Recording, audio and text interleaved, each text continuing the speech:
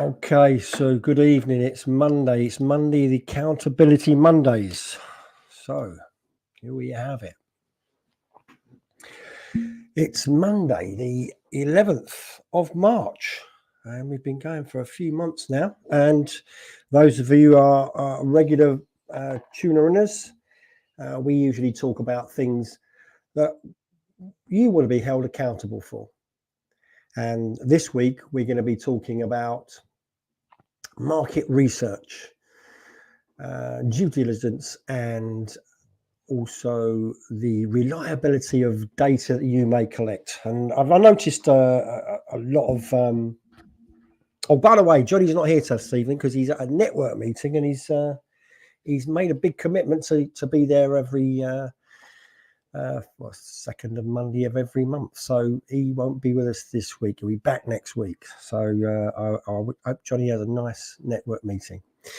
So I come across a lot of people in business or in general entrepreneurship, and one thing that strikes me really quite strangely sometimes is that someone's got a great idea, and they want to take this idea and they want to run with it, and they're all enthusiastic about this wonderful idea they've got for a business, whether that be some sort of coaching business or whether that be some sort of online business or whatever the case may be, estate agents or I've known people who open nightclubs, hairdressers, you name it, anything that you think of that you may be starting up, or you may have an existing business that you're thinking of expanding into, or you're thinking of doing something different.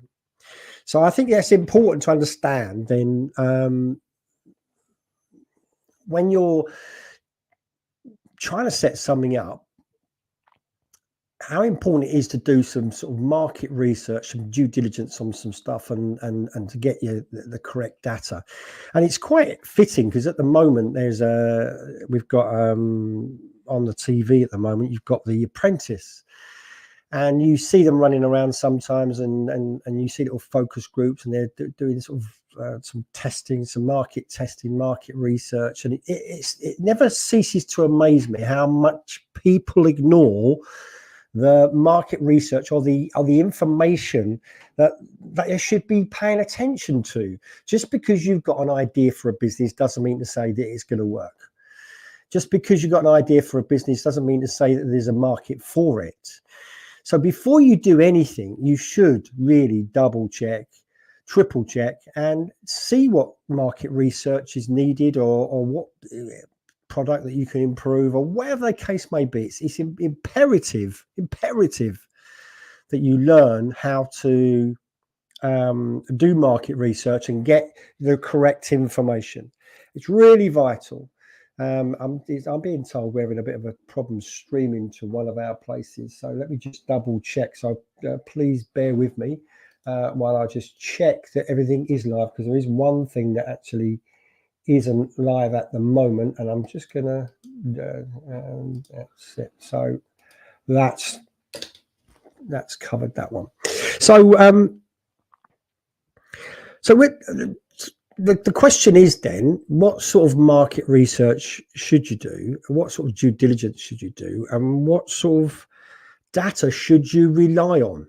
And it's important to understand that the world we live in today is so vast that we've got access to so much information. 50 years ago, you didn't have that luxury, really. And it can be a luxury, but at the same time, it can be a bit of a curse, really, because anyone can pitch up and do anything online today. Anyone. It doesn't matter. You don't have to have the experience even. As long as you've got a camera and access to the internet, you can just start spouting your mouth off, a bit like me, really, right? But when I do research, I'm very thorough of my research. I try to dig a bit deeper than what's just obvious, because we can do a Google search on anything, right? But the problem is Google will serve up certain information, but is that information correct and accurate? And that's the question I like to ask. If you're getting information from a certain place, is that information you need to be paying attention to? Now, all information is it can be important, but having that correct information or from a reliable source is vital. So when you do any research, you need to be looking at the source where it comes from. So when you do a Google search, just check out where that information is coming from. What's the URL? What's the website address? It could be someone that's, you know, posing as that company. You want to make sure that the information you're getting is correct and accurate and coming from a very reliable source. I've seen people do searches online. So I've seen it online. This is the situation. When it might not be. It might be some crackpot spouting their mouth off. You don't know what that information is until you double check it, triple check it. And with the advent of artificial intelligence and deep fakes, it's very difficult today to be able to pinpoint what's correct and accurate unless you are looking for where that information come from in the first place. So let's just assume, right, you're thinking about or about to start a business or get into business somehow, or you've got a current business that you want to expand off in and develop another stream of income within that business. Where do you start? What do you do? What do you need to do? And is there a market for that? Now, the great thing about today's modern technology is that you can go to places like Google, you can go to places even like Facebook and YouTube, and you can find what people are searching for.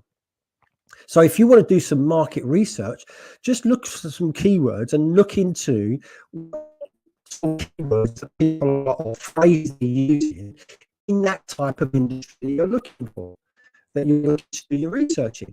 Do you know you can do something really simple, cost a lot of money, and could easily save you years of research? And that's to do polls. You can do a poll on Facebook or on Instagram or TikTok or wherever the social media that you use. I mean, even on YouTube, you can do a LinkedIn. You could do a poll and you can ask your audience certain questions, and then you can look back and see what engagement you've had. You can boost a post, you can promote a post or a poll, and then you can set the questions that you want. So you can give someone some, multiple choice answers or direct answers, so these are the sort of things you can do before you even spend any money on the actual business itself, because you need to know if that business is viable. And then you can collate that information, and it doesn't cost a fortune. You could spend, say, a couple of £100 and find out if you think your idea is going to really work, and then test it. There are certain types of business where you can test a product before you've even made it. If you're in a service industry and you've got a service to provide, and you can offer that service to see if someone's interested in it in the first place before you go and spend loads of money developing that service or that product. If there's a market for it, then make the product. Because if I am making an assumption you are going to a business that you know a certain amount about, because if you just wanted to start a business and you didn't have any idea how to cut someone's hair, that would be a bit ridiculous. But, you obviously, I am making an assumption, and perhaps I shouldn't do, that you are experienced in your field, or you've got the correct knowledge or the experience in that field that you're looking to get involved in. So we can do polls, we can do some research that way. And we can do searches on Google to see what keywords people are using or what phrases they're using, what things they're searching for. Or even if there is a product out there or service that you're looking to be doing yourself. I mean, I remember opening up an estate agency back in the very late 1990s. And with Tony, we set it up. But I did some research on that because I wanted to know how many chimney pots were in that location. So that's easy to find out. You can do the research and find out how many homes are in a certain area, how many homes are owned, how many transactions are taking place during that, and then postcodes. You can get all that information from certain websites. so we can see what sort of market that we can penetrate, and also look at the service and the reviews that the current agents are getting to see if that service can be drastically improved. So that's just giving you some indications of what we can do, because the internet allows us to shrink business, i.e. you don't have to have a massive business today. You can have quite a small business, but have a bigger reach, have a huge reach. And that's important, I understand, because there are companies that have shown us that there are trailblazers out there, disruptors as they call them. And you get someone come along to disrupt an industry, and they might do it for a short while. And does that really work? I mean, I'll give you an example of what I mean by that. We only have to take the property business itself. The estate agents is a classic example of how trailblazers have come along to try and disrupt the industry, and that hasn't worked. Purple Bricks springs to mind. If they were making that much of a disruptive challenge to the market, you would see them be the number one dominant, as opposed to being sold for £1, because they were sold for £1 recently. So it just shows you can have as much money as you want, pump as much money into trying to be a trailblazer, and if you haven't got it right, you haven't got it right. And they didn't have their market research right. They were right, okay, while the market was strong, and it's a flip of a coin if you paid up front to have your house put on the market, as opposed to paying a no sale, no fee. But we could see, us in the industry could see that flaws in that business model. It would get to the stage where you're spending so much money on marketing, eventually the market turns, it changes, people are a little bit on the fence, and then all of a sudden you have a reluctance for people to spend that flick of a coin, that 50-50 chance of you selling that house, because it doesn't just become 50-50. You either sell it or you don't sell it. You've got more chances of not selling it than selling it. So all of a sudden it becomes too much of a risk for people to pay up front to not sell their house. So that's just one example of how things can go drastically wrong if you don't do your market research properly, or you misjudge your marketplace, because that's important, whichever business you're in. I've seen people that they just think, oh, that's a good idea, I'll do that. And that's not necessarily the way to conduct business. Sometimes you can pull it off. And as long as you're aware of what you want to achieve out of that business as well. I mean, I only went self-employed because I wanted the freedom to work when I wanted to work, whenever I wanted to work, wherever I wanted to work.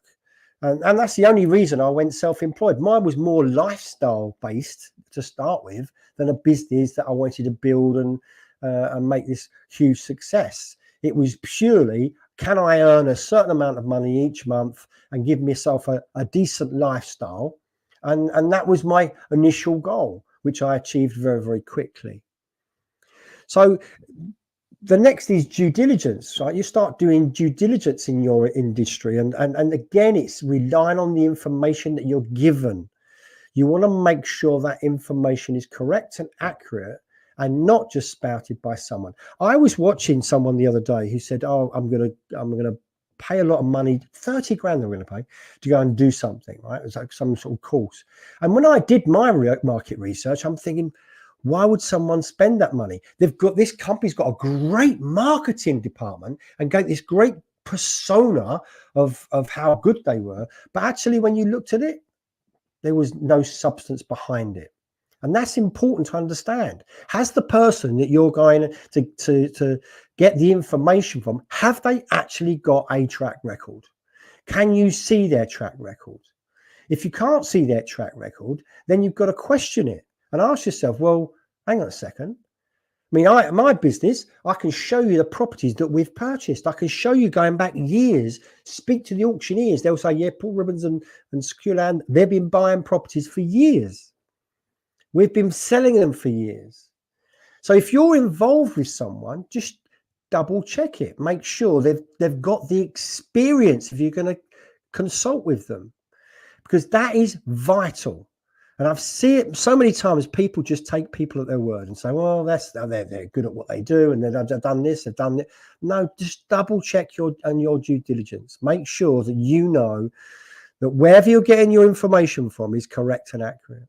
And the great thing is today, again, I said this earlier, the internet is a wonderful place. It's a wonderful place to get information. And that information can be collated. And I'm one of these people that I like to try and dig, and not people take information, they get certain information and they go, okay, that's fantastic. I'll give you an example of what I mean by information. And I think I wrote about this in my book actually years ago. The most valuable commodity I know, no, I'll rephrase that. It's not the most valuable, but one of the most valuable commodities I know is information, especially inside information that people haven't got access to. And I'll give you an example of what I mean by that, right? Because we want relevant information. We want relevant information to what we want. Just say, for instance, that someone went to a restaurant one night, and they all of a sudden fell really ill while they're eating their food. They're in hot sweats, shivering, temperature, and they virtually pass out in the restaurant. The ambulance is called. The ambulance turn up, and they're going to want certain information, right? This person is, they're not going to ask which table they're sitting in. Did they enjoy the meal? What was it a nice ambience? Were they late, or what do you think the information the paramedics and the doctors would want? They wouldn't want to know if you had a lovely time. They would not want to know, one, have you got any allergies? Two, what did you have to eat? When did you eat it?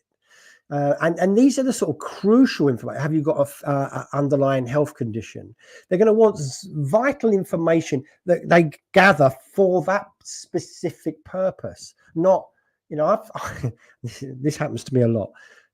People are bringing me a property that they want me to buy, and they'll tell me about the green carpets and the furniture that's been there for years, and the person lived there since 1948, and the neighbours are really nice, or the some old-fashioned piece of trinkets they've got in the house. I don't need to know all that stuff.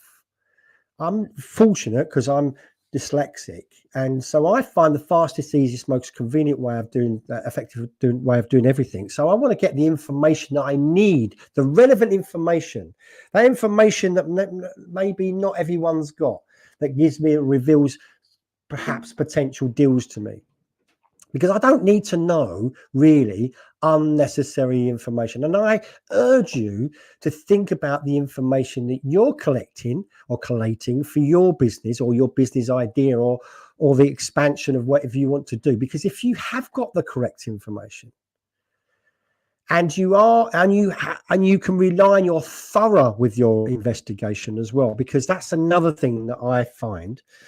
I did a market update recently about why I thought the property market wouldn't crash, and that was like early part of last year. And one of the reasons was that I was collecting information that other people didn't see. They didn't understand that information, because we can take a sort of like a quick view of things, but I like to get granular sometimes. But I'm not looking, and this is vital. I can't stress this one enough. I don't want you to collate information for information's sake. I don't want you to have analysis paralysis, getting too much information where it paralyzes you. You get confused or overwhelmed, right? I want the information that can make the difference, because the correct information is vital. So when I was looking into the property market and what causes a property crash, I was looking back at history. I was looking back at certain things to give me an indication of where things were going to go. And that information is vital, because we could assume, because interest rates have risen quickly, cost of living crisis, people aren't going to be able to afford their houses, there's going to be a property crash because people will be selling and getting out pretty damn quick. And that was the general census, and I could see the people's logic within that, right? But when you scratch the surface and we ask ourselves another question, what causes the market to crash? Usually we look back 2 crashes. So the last two crashes that we've had. One was in 2008 and one was in the 1990s, early 1990s. What preceded that? What caused the property market to crash? And it's when too many people have to sell at the same time. And that's usually driven by irresponsible lending. And irresponsible lending, i.e. lax lending, followed by an abrupt short cut to the market, a shock to the market, is enough for people to want to sell at the same time. Because here's the thing, right? Both them times, the loan to value for the average property at that time was 94% loan to value. Whereas today, in the last 15 years, it's been around 18% in the last 15 years. So people have got more money, more skin in the game. They've been very, very tight lending criteria in the last 15 years. So people they're not desperate to sell, because if you've got an asset, and bearing in mind, if the average is 18% over the last 15 years, that's plus their equity they've built up in their house. So we don't want to just assume that no one can afford it because they've bought recently. But these people have got large amounts of equity in their home. Are they going to give that up or just let it go? No. And the repossessions, and that's where enough people have to sell. There was a lot more repossessions in 2008, 2009, and 2010, and 1990 to 1995. And I'll give you the difference. In 1990 to 95, there were 350,000 repossessions, whereas the first quarter of last year and the end quarter of last year, it was 600. So there was probably a total repossessions of 2,500 this year. Compared to what it was in the 90s, there's no pressure. So I'm telling you this story really just to give you a sort of indication of, regardless of what market you're in, what industry you're in, look beyond the obvious. And sometimes just delve enough beneath the surface to have a little look under the hood and see what's going on. Because if you can get the correct information, you could probably save yourself a lot of time and hassle. And during your collating of information, you might find you can refine the service or business that you're going into and niche it down even further. I see a lot of people that I come across who are going into a business and they're not niching down. A niche is something very specific within an industry. So a classic example, if you've got different types of strategies for property investors, you might have, straightforward buy-to-let, you might have a HMO, you might be looking at serviced accommodation, you might be looking at rent-to-rent, you might have looking at redevelopment, new builds, you might be looking for flat conversions, you might be looking at refurbishment for a straightforward straightforward flip, or like I do, which is flipping auction. There are so many niches within that industry, and if you focus on one niche, you tend to find that you'll get good at that and it'll become better for you, as opposed to having a broad spectrum. The coaches, consultants, and teaching industry is another one. You can niche down on that. Get down to a very specific, I want to coach in this area rather than that area. And when you do that, you'll probably find that your business will become more streamlined, because you think, yeah, but I want a broader market.